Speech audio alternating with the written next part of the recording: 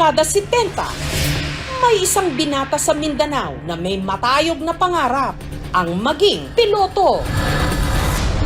Pero meron daw sa kanyang ibang plano ang Diyos. He is the leader after the Almighty Father's heart, for He has seen the heart of this man. Siya'y naging pastor, nagpakilalang itinalaga ng Diyos na magliligtas sa sanlibutan. At tinawag ang sarili bilang appointed son of God. Siya si Pastor Apollo Carion Kibuloy. With the Father's guidance through His appointed Son, Marami ang naniwala sa kanyang mga pangako at salita.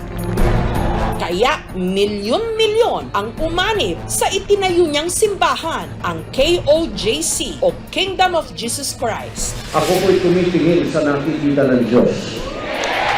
Libre na imong tanan. Sa amo ang mga membro, wala po niya ipasagdan. Provided mi nila og mga allowance, si pastor ang naghahatag. Nagkaroon din siya ng sariling istasyon ng telebisyon kung saan niya iniere ang kanyang church services. Naipatayo rin niya ang pinakamalaking indoor arena sa mundo. Pero ang nagpapakilalang hari nahaharap ngayon sa patong-patong na reklamo. Kabilang na ang mga kasong sexual abuse, money laundering at human trafficking mula mismo sa mga tumiwalag na miyembro ng kanyang simbahan. Huwag ko daw pagdudahan ang anuman na mangyayari sa loob ng kwarto kasama si Kibuloy. Basta ibigay ko lang daw ang sarili ko. Came to my room to have a and I was crying. I said that I don't want. He got mad at me. He said like, you are going to hell because of that. Ilagyan nila sili yung mata ko. Ilagyan nila ng sili yung ari ko. Being the appointed Son of God, sent in these last days of the Father's emissary, Ang nagpakilalang tagapagligtas. that it is the Father Almighty's perfect will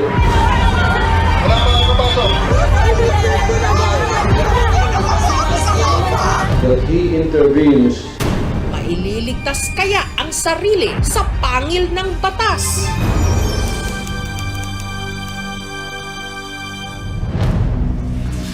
Ang pangakong paraiso sa lupa sa kanilang mga miyembro narito sa Davao City, kung saan itinayo ni Kibuloy ang kanyang kaharian. Dito ko na natagpuan yung mga kapayagang nasa mensahe ko na ngayon na pinapangaral ko sa buong sanlibutan.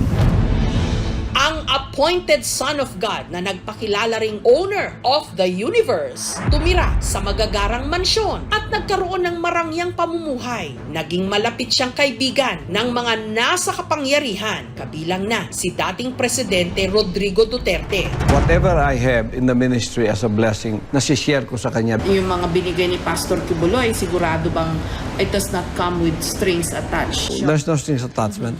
It's just real friendship. Ang dati nangarap maging piloto, nagmay-ari hindi lang ng helicopter, kundi pati na ng private jet. Pero ayon sa ilang tumiwalag sa kanilang simbahan, ang lahat ng karangyaan ito nakuha ni Kibuloy kapalit ng sakripisyo ng kanilang mga miyembro. Isa sa mga original na kasapi ng KOJC ang nooy 15 anyos na si Arlene na nasa Amerika na ngayon. 14 years old noong una po ako nakabisita sa simbahan ni Pastor Kibuloy. Meron silang free na sasakyan, tsaka meron silang free na mga snacks hanggang nakapag-decide kami na mabaptize na. Bawat miyembro, obligado raw manlimos o magsulisit para sa kanilang simbahan. Yung quota ko nung time na yon is 6 to 800. Yun sa umpisa yon. Si Arlene huminto ng pag-aaral at lumuwas ng Maynila. Depende kasi yan sa gusto ng leader kung ano ang gagawin. Kung magtitinda, hindi maubos yung paninda mo, hindi ka pwedeng umuwi. Naranasan naman daw umikot ni Nathaniel ng Mindanao para manghingi ng donasyon. Papasok ako sa mall, yung sa mga buses, magsasalita lang ako doon, ibigay ang mga sobre. Yung nakukolekta na pera ay pupunta talaga sa kingdom para kay Kibuloy. Para sa ano to? Practice teacher lang kami sa practice teaching? Pursigido silang gawin ang lahat dahil ang mga miyembro raw na hindi aabot sa quota may naghihintay na parusa. Katulad ng naranasan noon ng dating miyembro ng KOJC na si Carla, hindi niya tunay na pangalan. Pinasquat po kami, pinalo ng logbook. Ipapahiya po kayo sa harap ng mga workers. Sabihan kang magpagamit sa may demonyo ka. Ito po yung tinatawag naming workers house or mansion. Diyan po yung mga ng mga nagtitinda, naghaharana, nagsosolicit. Diyan sa lugar na yan nangyayari yung mga pananakit. Hanggang sa sina Arlene, Nathaniel at Carla, pare-pareho raw na tauhan. Kalaunan, tumiwalag sa KOJC. Hindi ako makatulog kasi yung conscience ko, umiiyak ako, sinasabi ko sa sarili ko, gusto kong sumamba sa totoo na Diyos. Inassign po ako sa Sibit. Doon na po ako naman lagi sa may Pierres. Nagtago lang po ako sa may internet cafe buong araw para hindi ako nila makita. Sabi ko, enough is enough. Ang mga miyembro ng KOJC may tinatawag na Prayer Mountain na nagsisilbi nilang spiritual sanctuary. Nasa Kalinan District ito, malapit sa paanan ng Mount Apo. Taong 2008, sa kagustuhan daw ni Pastor Kibuloy na mapalawak pa ang 8 ektaryang lupa sa Barangay Tamayong, pati lupang pag-aari ng mga katutubong lumad, di umano, pinagkainteresan niya. Mas nauna pa sila kay Kibuloy. Diyan na sila isinilang, diyan sila lumaki. Ang claim talaga nila ay sa kanila yung lupa.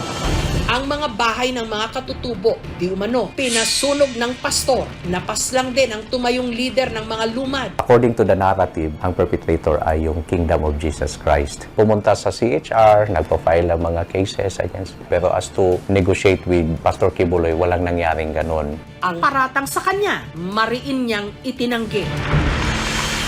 Sa ngayon, on negotiation process pa sila. Yung mga issue naman sa mga is nandun naman yun sa court, so that is already the jurisdiction of the court.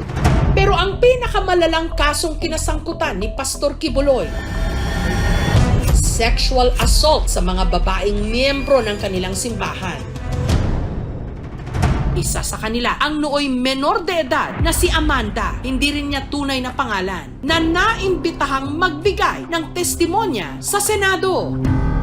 10 years old po ako nung naging full-fledged member ng KJC ang tatay ko. Doon ni-recruit kami ng kapatid ko na maging full-time workers. Ang sabi sa amin, bibigyan kami ng libreng paaral at magkakaroon ng allowance, may free board and lodging. Nung una, ordinaryong miyembro lang daw ng KOJC si Amanda hanggang nabigyan siya ng bagong tungkulin na magsilbi kay Pastor Kibuloy sa tinatawag nilang night duty. 17 anyos lang daw siya noon. Amanda, connection mo ito sa amahan. Isanctify mo ang sarili mo. Parte daw ng trabaho ng Ministry of the Pastorals na imasahe si Kibuloy. Special privilege daw ito dahil hindi naman daw lahat nahawakan at nakakalapit sa anak ng Diyos. Bago ako maligo, binigyan ako ng isang t-shirt na may botones at pajama pants. Isang bote ng shampoo at lotion na pabangon na paborito daw ni Kibuloy. Maligo na daw ako at magkuskus ng maayos. Hanggang sa ang pagmamasahe sa pastor, di umano, nauwi sa panghahalay. Sinimulan niyang tanggalin ang botones ng t-shirt ko. Nung nakahiga na ako, kung may babawasan si Kibuloy, tapos sinimulan niyang halikan ng leeg ko, nanigas na ako ng husto. Gusto kong sumigaw ng tulong at tanungin kung ano ang ginagawa niya. Pero naalala ko na bawal akong mag-question. Ang dami kong tanong pero inisip ko na lang para makampante na baka ito ang kalooban ng Ama sa buhay ko. Alaunan, nalaman ni Amanda na hindi lang pala siya ang nag-iisang biktima. Marami sila. Marami po akong mga kasamahan na mas bata pa sa akin. Kasi kahit nanggaling po kami dun sa loob, nandyan pa rin sila para sa akin. Sabay-sabay kami lumaban.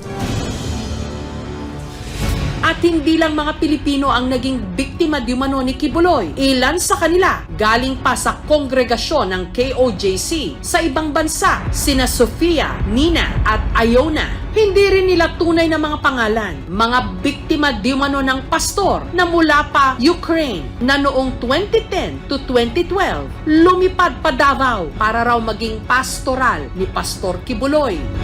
Are you ready to sacrifice everything to God, to the Father, like pastor. I leave my job. Parents sacrifice a lot of. So what do you mean? Even your body you can sacrifice. Little by little, he just turned to me and he removed my clothes. I was very shocked. I supposed to turn 18 already, and she told me, so you need to have with pastor. Of course, I cried. I have to do that if I want to be a truly daughter of the Father. He sleeps with everyone. At one night, he can have not only one girl. He will call one, and then after that, another one. One time at night, he came to me, to my room, to have a and I was crying. I said that I don't want. And he got mad at me. He said like, you're going to hell because of that. Sa pag-asang makaligtas, si Iona nag-isip pa raw noon ng maidadahilan. And I will say that I cannot go because I have my period. And she won't believe me. Isang nagngangalang Cristina Angeles na dati di manong miyembro ng simbahan ang nagparatang kay Kibuloy na nagpapatakbo di mano ng isang child sex ring sa Hawaii. Inabuso rin di mano ng pastor ang complainant nung siya'y menor de edad pa lang. Taong 2018, sa korte sa Hawaii, sa Amerika, sinampahan ng kasong sexual abuse si Kibuloy ng isang dating miyembro ng KOJC na nakabase na sa Amerika. Hanggang taong 2022, si Kibuloy napasama sa most wanted list ng FBI ng Amerika. Iba-ibang kaso ang final nila. Isa rito is human trafficking. We will have to look at and review our extradition treaties with other countries. Gayunman, malaya pa rin nakapamuhay si Kibuloy sa Pilipinas at lahat ng paratang sa kanya, mariin niyang itinanggi. We have had enough hatred. We have had enough bitterness and disunity. Sa kabila ng mga isyong kanyang kinasangkutan, ang ilan sa mga miyembro ng KOJC nananatili ang pananalig at pagsuporta kay Kibuloy. Katulad ng magkapatid na sina Michelle at Fe, hindi rin nila tunay na mga pangalan. Ako mga lulag-lulo, Jud, ang una ani nga religion. Siya ang gipadala sa Ginoo para sa tanang katawan, tabangan por niya. Mutaba sa ospital, sa eskwela. Sa katunayan, ang bunsong si Fe naging scholar ni Pastor Kibuloy. Secondary education akong gikuha sa eskwelahan ni Pastor. Provided na tanan gikan sa uniform, sa among PE. Wala mo po may nakita nga dautan ng gimo si Pastor po.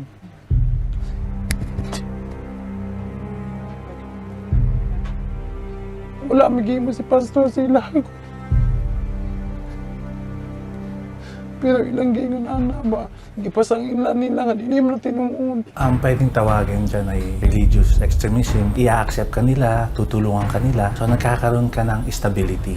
Ibibigay nila yung katotohanan nila at yun lang ang pwede mong paniwalaan at sundin. So hanggang ma-inculculate na yun sa iyong pananaw, hindi mo nakikwestonan ng kahit anong sabihin nila. Isa siya sa pinaka-powerful religious leaders. Kailangan ma-emphasize na kahit meron kang kalayaan para manampalataya, may limit yun. Para sa ilang full-time members ng KOJC, ang kanilang simbahan may istriktong patakaran. Bawal silang magsuot ng maikling damit. Hindi rin sila pinapahintulutang magkaroon ng recreational activities gaya ng panunood ng sine, lalo na ang pakikihalubilo sa mga hindi miyembro ng KOJC. Meron daw akong naging girlfriend kasi bawal na po daw yun. Pero hindi po yun totoo. Nagpaalam na ako nalalabas. Hindi nila po ako pinayagan. Sa mga hindi raw susunod sa mahigpit nilang patakaran, ang parusa di umano kamay na bakal. Nung nilagay nila ako sa Bartolina, 14 po kami. Ilagyan nila sino yung mata ko. Ilagyan nila na sino yung ari ko. Ilagyan nila sino yung bibig ko. Almost 5 hours po ako nila nakita. Sigaw lang ako ng sigaw pa nila ako. Samantala, sa kabila ng mga inihaing sabina ng Senado sa kinasangkutan niyang mga kaso, si Pastor Kibuloy walang dinaluhang pagdinig. Isinilbi na ng mga otoridad ang arrest warrant laban kay Pastor Apollo Kibuloy at 5 iba pang akusado. Nitong mga nakaraang buwan, sunod-sunod na inilabas ang mga warrant of arrest at arrest order laban sa kanya. Pero si Pastor Kibuloy naging missing in action. Kaya ang DILG naglabas ng milyon-milyong pisong pabuya sa makakapagturo sa kanyang kinaroroonan, pati na sa kanyang mga kasamahan. Ipina-freeze din ng Court of Appeals ang kanyang bank accounts at mga sasakyan.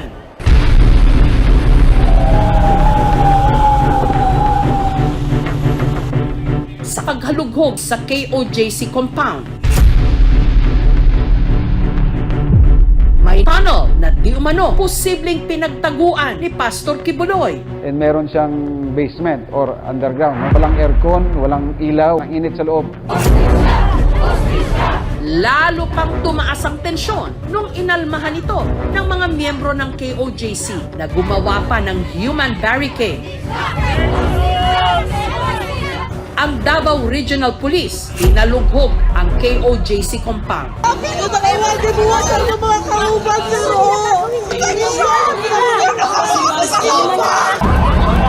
Isang miyembro ng KOJC ang namatay matapos atakihin sa puso. Naging magulo ang operasyon, lalo na nung tutulan ito ng daan-daang mga taga-suporta ni Kibuloy. Hanggang nitong September 8, si Pastor Kibuloy napasakamay na ng mga otoridad.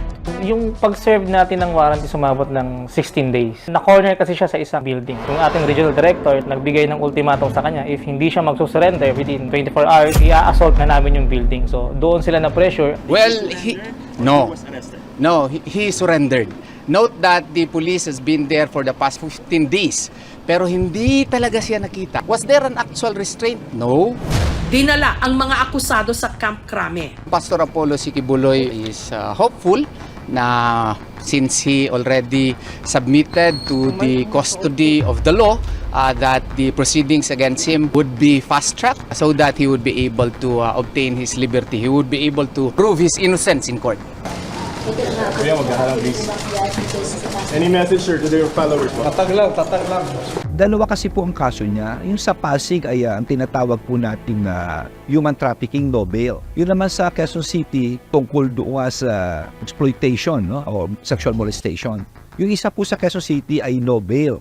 Napakalaking bagay nito para sa mga victim survivors. Dahil utang natin sa lakas ng loob nila na sabihin yung totoong nangyari sa kanila. Palapit na yung araw na makakuha ng hustisya o kahit kapirasong hustisya yung mga victim survivors. Umaani na din siya ng consequence sa kanyang ginagawa. Nag-prevail talaga yung justice ni God.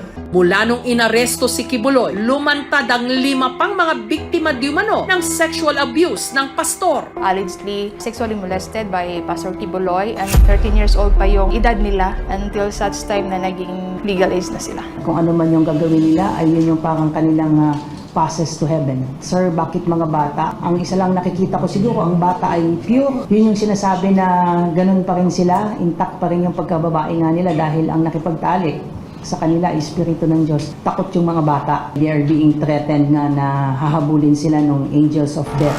Sa ngayon, 50 hinihinalang biktima pa ang pinaplanong i-rescue ng mga otoridad. Nung nakahiga na ako, kung may babawasan si Kibuloy, tapos sinimulan niyang halikan ng leeg ko, nanigas na ako ng husto. Samantala, si Amanda, na taong 2019 pa nagsampa ng mga kasong trafficking, child abuse, sexual abuse, and forced labor complaints laban kay Kibuloy, nito lang Biyernes, sumailalim sa arraignment. Sobrang saya po kasi hindi ko po inaakala na sa haba-haba ng panahon, nagvo-voice out ako, lumabas na po talaga at nag-arraign. Any message, sir, to their followers? Tatag lang. Si Kibuloy nag-plead na ng not guilty sa patong-patong na mga kaso laban sa kanya. Sinubukan naming hingan ng panig ang kampo ni Kibuloy pero hindi sila nagpaunlak. Pero naglabas sila ng official statement. You cannot be forced or allow yourself to be forced to do anything against your own will, no matter what. Samantala, ang tanong ngayon sa pag-aresto kay Kibuloy, sino ang tatanggap ng pabuya na 10 milyong piso? Sa civilian informant, sila po yung makakatanggap ng reward. Pero dumadaan po yan sa masusing proseso, sa national headquarters. Wala pong participation yung police doon. Sa pagkakadakip ng isa sa most wanted ng FBI, umaasa ang kanya di umanong mga biktima na hindi na matakasan pa ng nagpakilalang anak ng Diyos. Being the appointed Son of God, ang batas dito sa lupa.